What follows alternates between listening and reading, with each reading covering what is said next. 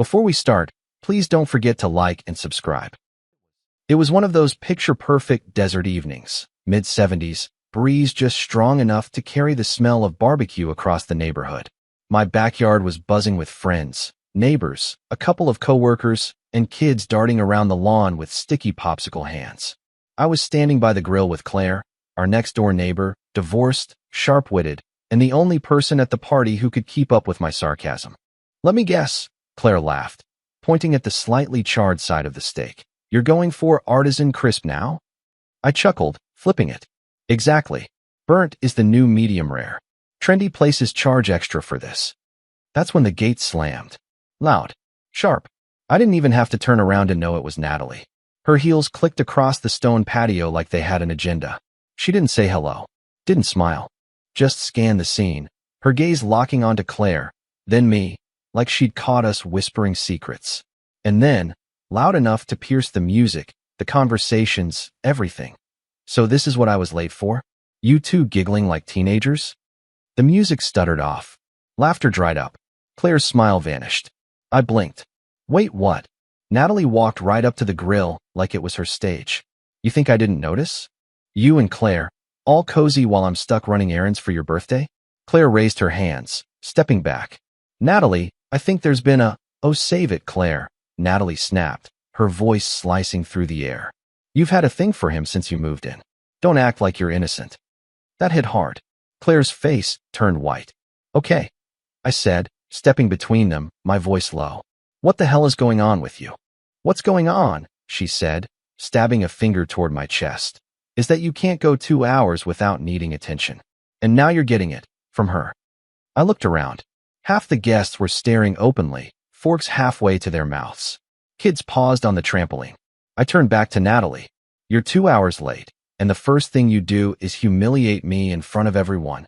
Her eyes flashed. "You humiliated yourself the moment you started treating her like your date." "You're insane," I snapped. "Claire's a neighbor. A friend.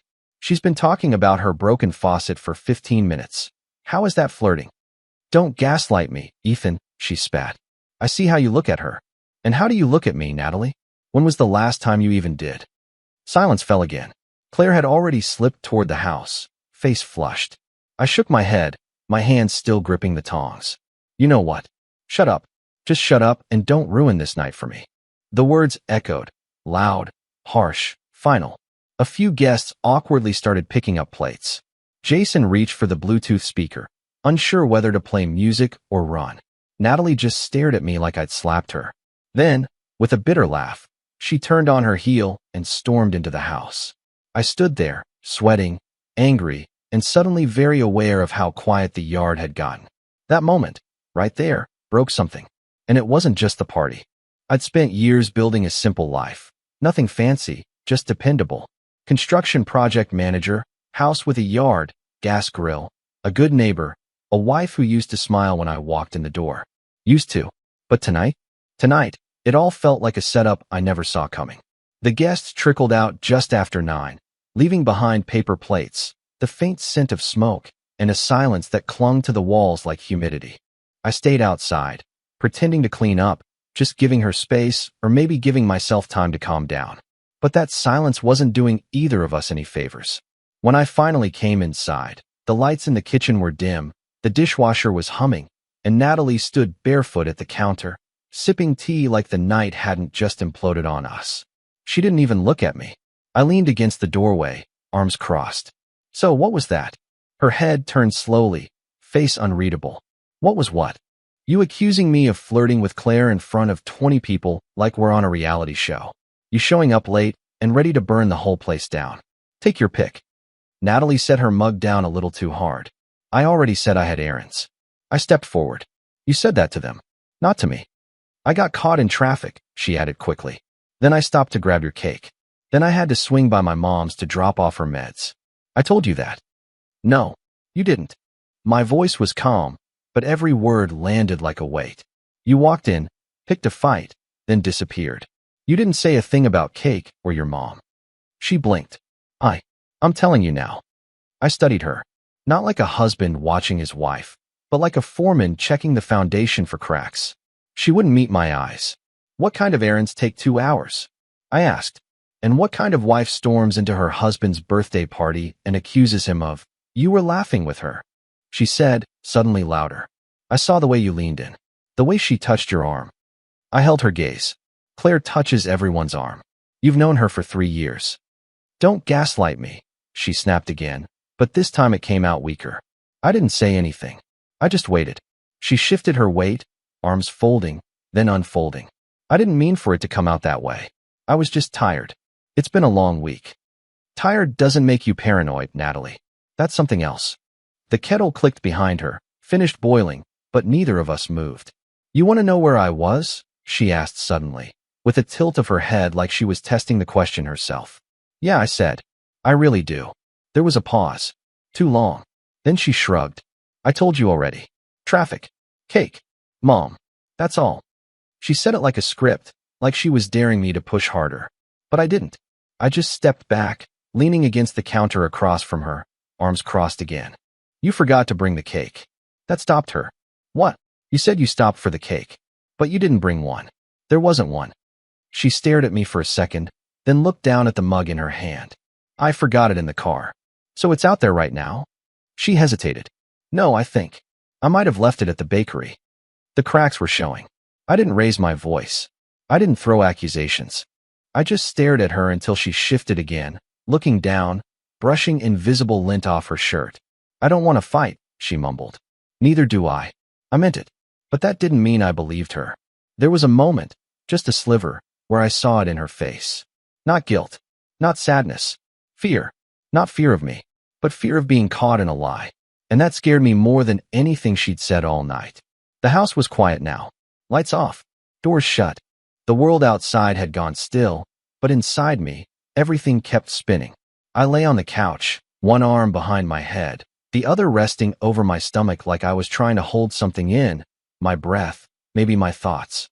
The ceiling fan above me creaked with each slow turn, shadows slicing the room into slivers. Natalie had gone to bed an hour ago. No apology, no kiss on the cheek, not even a mumbled good night. Just the soft thud of the bedroom door closing and the lock clicking a few seconds later. I stared at that ceiling so long it started to blur. But I couldn't stop my mind from playing it all back. The gate slamming. Her voice rising. Claire's stunned silence. And the worst part? The way Natalie looked at me. Like she didn't recognize me. Or maybe I didn't recognize her. I exhaled slowly, not even realizing I'd been holding my breath. You were laughing with her. Those words looped in my head, and they didn't make sense.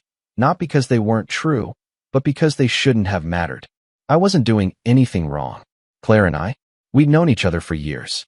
There was nothing between us beyond neighborly chatter and shared fence repairs. So why did Natalie come at me like I'd been caught sneaking out a motel door? My eyes burned from staring too long at nothing, so I shut them. But that didn't help. It just made the silence louder. I started replaying the whole conversation in the kitchen. The vague answers. The slip about the cake. The way she said, "I told you already," when she absolutely hadn't. Something wasn't right. I could feel it in my gut. But under that suspicion, deeper down, something else flickered. Shame. Not because I did something wrong tonight, but because I let her talk to me like that. Because I didn't stop her. Because for a split second, when she accused me, I felt like a teenager getting scolded at a school dance. Embarrassed. And that was new. That wasn't us. We used to be good at this. Talking, laughing, checking in on each other. Not perfect, but solid. The kind of solid you don't question. Or maybe that's just what I wanted to believe. I turned onto my side, one arm tucked under the pillow, the other dangling over the edge of the couch. The clock in the hallway ticked softly. Midnight. How did we get here? Was this still love? Or just routine?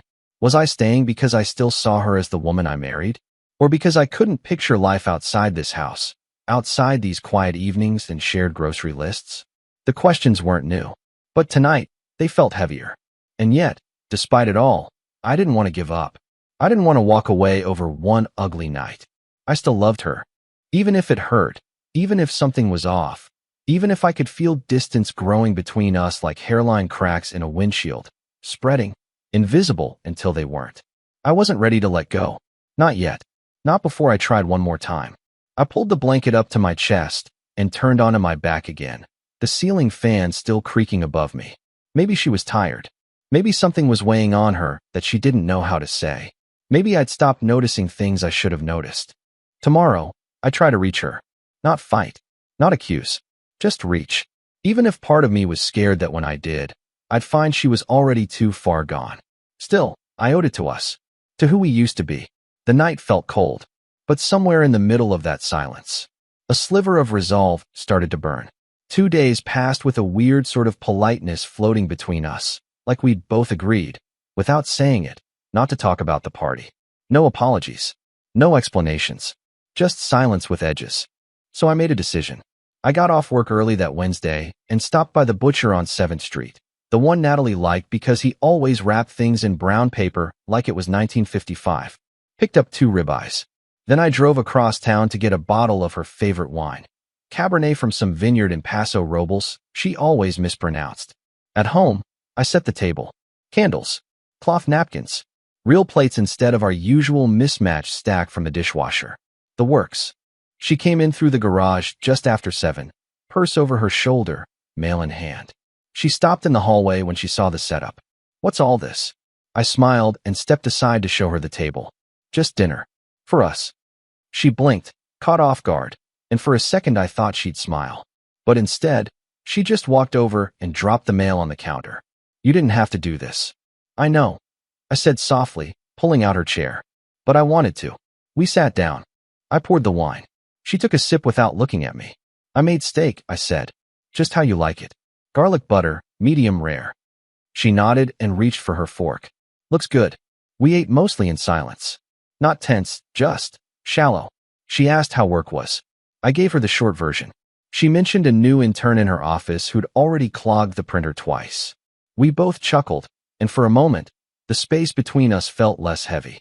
After dinner, I rinsed the dishes while she blew out the candles. And then I followed her to the bedroom. She changed into an old sweatshirt, climbed into bed with her phone. I turned off the bathroom light, slid in beside her, and reached over gently, just my hand on her side, soft, familiar. She stiffened, then jerked away. Don't touch me at night. Her voice was sharp, not yelling. Worse, it was cutting cold.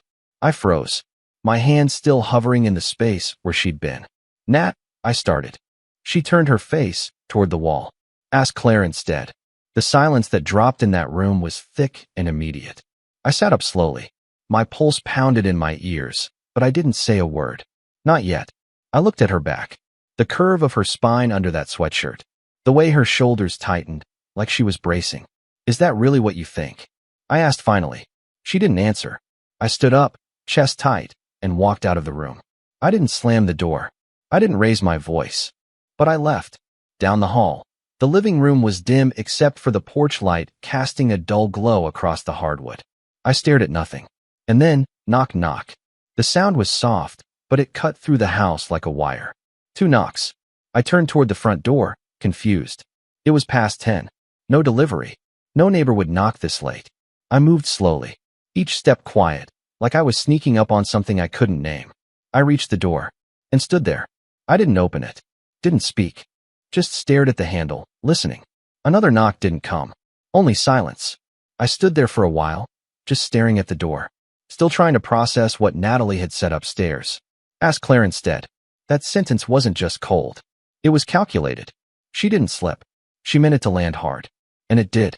I don't know how long I stood there before I finally unlocked the deadbolt and pulled the door open. There she was, Claire. Hoodie zipped up to her chin, fuzzy slippers on her feet, holding a mug that probably hadn't left her hands since she walked out of her own kitchen. Hey, she said, her voice low. I heard some shouting. Her eyes scanned my face, but she didn't ask anything else. She didn't need to. Sorry, I muttered, glancing past her toward the quiet street. Didn't mean for it to carry. Claire shrugged. You weren't exactly the one yelling. That stopped me. I raised an eyebrow. She bit her bottom lip and stepped in just a little closer. I only heard bits. But your name and mine came up. Loudly. So I figured either she threw a plate at your head, or you needed a break. Behind me, down the hallway, I heard the soft creak of a floorboard. I didn't turn around, but I knew. Natalie was standing there, listening, watching. Claire noticed too. Her gaze flicked past me for a split second, then came back. Sorry if this was overstepping. I just didn't want you sitting in silence with all that. I didn't answer. Instead, I grabbed my jacket from the hook, stepped outside, and pulled the door shut behind me. We walked in silence for a few minutes, the night air cool against my neck. The neighborhood pond was just a few blocks away, small, mostly decorative, with a couple of benches and some streetlights casting soft halos on the water. The second we reached it, Claire let out a breath like she'd been holding it in. She blames me, doesn't she? I looked over. Tonight? She blames everyone but herself. I didn't mean to be in the middle, she said quietly. I didn't even say anything to her when she came at me during the party. I just froze. I know. We stopped by the water's edge. Frogs chirped from somewhere in the reeds.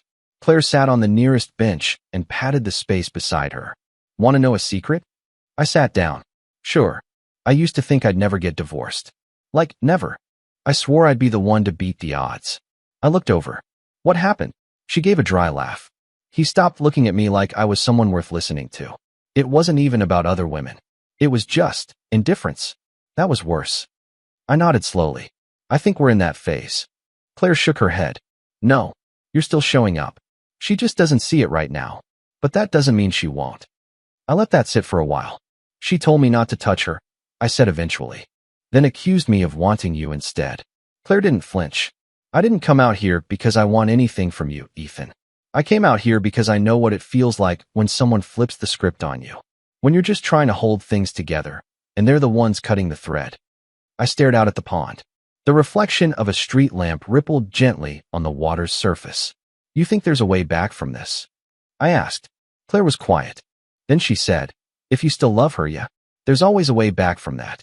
But it takes two people walking toward each other, not just one chasing. I let the words settle. She didn't push. She didn't lean in. She just sat beside me, hoodie zipped up, eyes soft. For the first time in days, I didn't feel cornered. I just felt human. Over the next week, I tried. Not the way you try when you're desperate, but the quiet kind. The kind where you hope consistency speaks louder than apology. I left fresh flowers on the kitchen counter 2 mornings in a row. Her favorite, peach tulips. I didn't attach a note. Just let them sit there in a clean glass vase. She never mentioned them. But she changed the water. That felt like something. I texted her when I was on lunch break. Nothing heavy. Hope your meeting went well. Picked up your creamer. That kind of stuff. She replied with one-word answers and emojis that didn't mean much. But I kept trying. Thursday night, I made her that creamy pasta she always liked in the fall. Rosemary, mushrooms, and garlic, the kind that fills the whole house with warmth. She said, thanks, sat across from me, and ate in silence. It wasn't cruel. It was just distant. Like I was a guest trying to impress someone who wasn't really interested in being impressed. Still, I hadn't given up. Not yet. It was Saturday afternoon when everything shifted. I was out back, tinkering with the patio lights that had gone out last week. The sun was low, and the tools were scattered across the deck. That's when I heard the side gate creak. Claire. Hoodie again. No makeup. She looked rattled. She didn't even say hello. Just held out her phone. I wasn't going to show you, she said quietly, but I couldn't sit on this. Her voice was strange. Soft, almost sorry. I stood, wiping my hands on a rag. What's going on? She tapped the screen. A video. Grainy but clear, her door cam. Timestamp, Tuesday night. I'd been on a late shift. A man approached the porch. Well-dressed. Confident walk. Natalie opened the door. Smiling. Hair down. She stepped out. Looked up at him. No words in the clip, just the footage. And then she kissed him. Slow. Familiar. Not a mistake. Not a goodbye. A kiss. Claire didn't speak. Just let the video loop. I didn't ask who he was. Didn't need to. I stared at the screen, watching the same 6 seconds repeat over and over again. She kissed him. She kissed him. My hands stopped moving. My breath slowed. And then the chill hit me. Not rage. Not even heartbreak. Just the cold. Like I'd stepped outside in winter without realizing it. I gave her everything I had left this week. And she gave this. Claire's voice broke the silence. I'm sorry, Ethan. I nodded once. I still locked on the phone. But I didn't say a word. She walked in just after 6, heels clicking against the hardwood like nothing had happened. Her hair was pinned up, blazer still on, one hand holding her phone as she scrolled through something, completely at ease. Like Tuesday night never happened. Like I hadn't just watched her kiss another man on a neighbor's porch. She barely looked up. Hey. I was sitting on the edge of the couch, elbows on my knees, Claire's phone resting in my hands. Can we talk? She froze mid-step. Looked at me. Sure. What about? I tapped the phone. You left something out of your week. Her eyes drifted toward the screen. She tilted her head, still playing innocent. What is that? I hit play. 6 seconds. No sound. Natalie. The man. The kiss. I paused it. Right at the moment her hand was still on his chest. Her face tilted just enough to show the softness. The intention. She stared at it. For a long time, she didn't say anything. Then, like someone cut the string, her knees buckled slightly, and she sat on the arm of the recliner. I didn't mean for it to happen. My jaw tightened. I didn't speak. I wasn't, she swallowed. I didn't go looking for it. He just showed up. Who is he? I asked. Voice low. She hesitated. Someone I used to know. From work. She shook her head. College. He moved back recently. We bumped into each other at a pharmacy. He asked if I wanted to catch up. I said no at first. But then, I stood. Slowly. Then you kissed him on a porch 5 blocks from here. She looked up at me, eyes glassy. I was lonely. I flinched at that word. Lonely, I repeated. She nodded, a tear slipping down. You stopped seeing me. You stopped reaching. I felt like I was living with a ghost. You mean the flowers on the counter? The dinners? The night I lit candles and made your favorite steak? I know, she whispered. I didn't expect you to try again. I thought we were done before you even noticed. That's nonsense, I said, holding the phone up again. You weren't neglected. You were hiding. Natalie broke. She bent forward, hands in her lap, tears falling fast now. I didn't know how to come back from it. Once it started, it felt like this thing I couldn't undo. I tried to end it. I swear I did. I stayed standing. Still, you let me try, I said. You let me try when you knew the truth. You let me cook for you, talk to you. You let me sit beside you in silence while this was happening behind my back. I didn't want to hurt you, she sobbed. I just didn't know how to stop lying. The room felt tighter with every breath. My voice came out quiet. You could have told me the truth. I didn't think you'd still care. I stared at her. The tears. The shaking hands. And still I felt empty. Not angry. Not heartbroken. Just hollow. I cared, I said finally. I cared enough to come back from something you started. And you threw it away. She didn't look up. She just nodded. The weight of her silence pressed harder than any words she could have said. The next morning, I didn't wait for a fight. I woke up before the sun had even touched the curtains and sat there on the edge of the bed for a long time, just breathing. The bedroom was still, quiet, but it felt like standing inside something that had already collapsed. I opened the closet, started folding shirts, one by one, not with anger, not with haste, just quietly, deliberately. Each item I packed was a line drawn. A memory weighed, then set aside. Natalie wasn't in the room. I had no idea if she'd slept in the guest room or not at all. It didn't matter. I laid my jeans flat, socks rolled. Passport. Spare phone charger. Toothbrush. By the time she walked in, I was zipping the suitcase closed. She stopped in the doorway. Her voice cracked before she even said the first word. You're really leaving? I looked up. Yeah. She took a shaky step in. Just like that. I rested my hand on the handle. Not just like that. Nothing about this was sudden. She looked pale. Not like someone who hadn't slept, but like someone realizing the damage was real now, that the impact wasn't just emotional anymore. It had weight, luggage, motion. I'll go to therapy, she blurted. We can do couple sessions. I'll tell him it's over. I'll block him. I already deleted, don't. I held up a hand. Don't start listing changes like this is a sales pitch. Tears welled up again. But we haven't even tried. Really tried. We've been through worse than this, haven't we? I blinked slowly. No, we haven't. She opened her mouth again, but I was already reaching for my phone. I scrolled to Claire's name. Hit call. It rang once. Then, hey. I exhaled through my nose. Is your guest room still empty?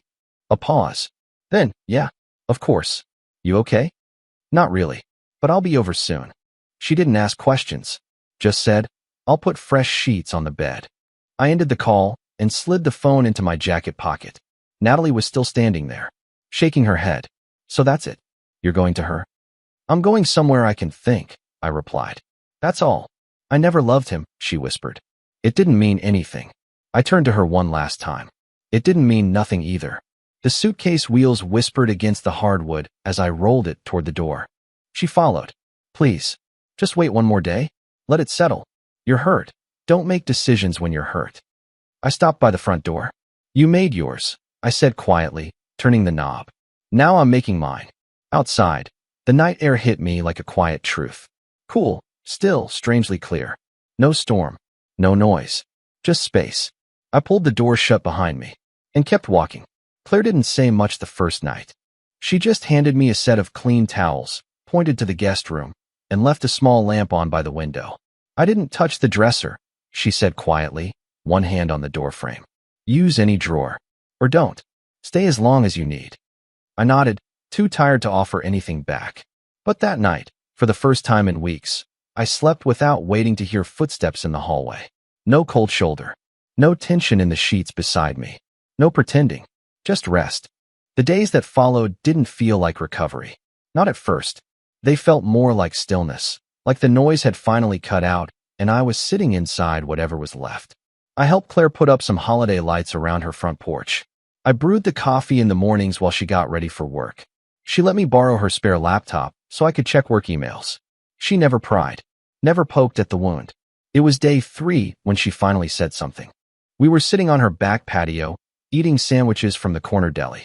The sun was dropping low behind the trees, and the air had that desert coolness that settles in right before dusk. Claire looked over her bottle of iced tea and said, I didn't want you to see that video.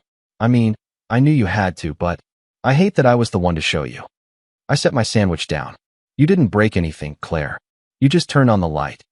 She nodded slowly, eyes on the horizon. Still, I'm sorry. You didn't deserve that kind of truth like that. That cold. I thought for a moment, then gave her a small smile. Maybe I did. Not because I earned it, but because I needed it. That night, I found my old high school group chat. We hadn't talked much lately, mostly birthday messages and the occasional anyone still alive joke. But I sent a photo of me and Claire holding up mugs from her kitchen that said #1 dog mom and world's okayest man. Caption, guess who finally stopped pretending? The replies flooded in. No way. You okay? Bro, where have you been? And then from Jason, about time. The next day, I drove out to meet 3 of them for dinner. High school friends, now dads, engineers, realtors. Real lives, real miles behind us. But the moment I sat down, it was like we hadn't missed a beat. Still ordering the same burger? One of them grinned. You're still pretending you like IPAs? I shot back. We laughed for 2 hours straight. Talked about nothing and everything. I told them what happened. Not in a dramatic way, just the truth. She stopped being my wife a long time ago, I said. I just hadn't caught up yet. They didn't pity me. They respected it. Claire texted me while I was out. Hope tonight felt like air. I stared at that message longer than I meant to. Then replied, it did. Thank you. Over the next week, I took morning walks. Read a book I'd started 6 months ago. I started eating full meals again, not out of obligation, but because I was actually hungry.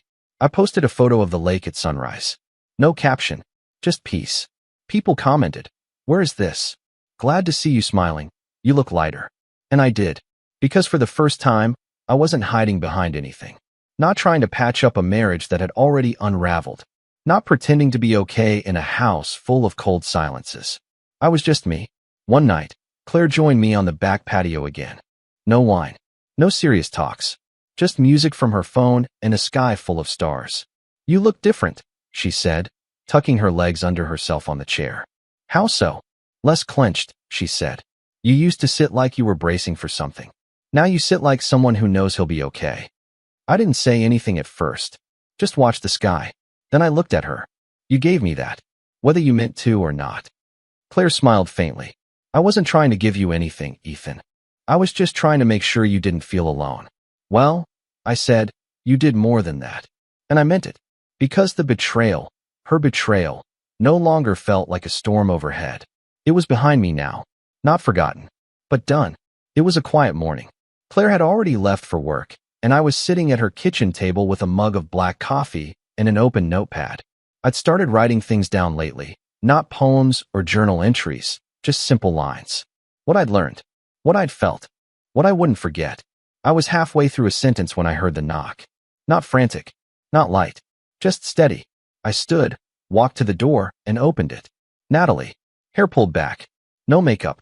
wearing one of those long sweaters she used to wear on slow Sundays. Her eyes were swollen, not from sleep, but from something heavier. She held a thin manila envelope in her hand. "Hi," she said softly. I stepped back slightly, letting the screen door rest between us. "Hey." She lifted the envelope a few inches. "I had them printed last night. I already signed." I looked at the envelope. She didn't extend it right away, like she needed a second more. "Claire's not here," I said. "I know," she replied. "This is for you, not her." I nodded once, opened the door fully, and let her pass it to me. The papers were crisp, the top page already marked with her name and signature.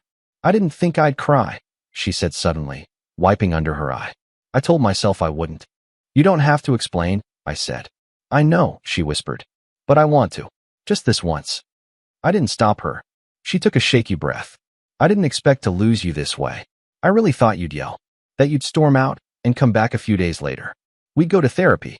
We'd fight our way through it, maybe mess up again, but we'd land somewhere. Even if it was broken, I thought, I don't know, that you'd still want me." I opened the envelope, flipped through the pages. "I did," I said quietly. "For a long time." Natalie swallowed. "I believed that. Even after I ruined it. I still believed it. But now," she looked around, eyes drifting to Claire's porch light, the small planter beside the door. "Now I can see it. You've already left." I found the signature line and picked up a pen from the side table. No drama. No pause for effect. Just ink on paper. I set the pen down and handed the envelope back. "Thank you," I said, "for not dragging it out." She took it slowly, like it was heavier than it looked. "No lawyers?" she asked. "Let's not be people who punish each other more than we already have." She gave a tiny, grateful nod, then looked at me one last time. "You really look lighter," she said. "Even your voice. It's different." "Because I'm not trying to hold anything in anymore. I was the one who ruined it," she said, her voice tight. "But I think we both got lost." "Maybe," I said, "but I'm finding my way again." She hesitated, like she wanted to say more. But instead, she stepped backward onto the porch. "I'll mail the final copy to your P.O. box. You can still use the one we had.